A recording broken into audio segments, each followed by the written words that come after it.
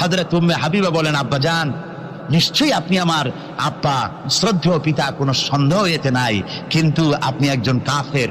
আল্লাহ রাসূল যে বিছানায় বসেন, সেই বিছানা আমি একটা কাফেরকে বসতে দিতে পারি না। সুবহানাল্লাহ ওয়া বিহামদিহি। তিনজনের দোয়া কবুল হবে আল্লাহর দরবারে। তার মধ্যে একজন হলেন মাজলুম ব্যক্তি, যে ব্যক্তি অত্যাচারিত, যে ব্যক্তি মুসাফির, প্রবাসী, তার দোয়া কবুল হবে।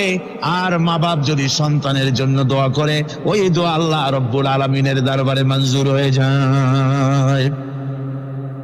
আল্লাহ রব্বুল আলামিন মা বাপ সম্পর্কে বলেন, মা বাবের জন্য আমার কাছে দোয়া করবি বান্দারা, আমার কাছে দোয়া করবি। দোয়াটা আল্লাহ পাক শেখাচ্ছেন, রব্বিরহামহুমা কামা রাব্বায়ানি সাগীরা।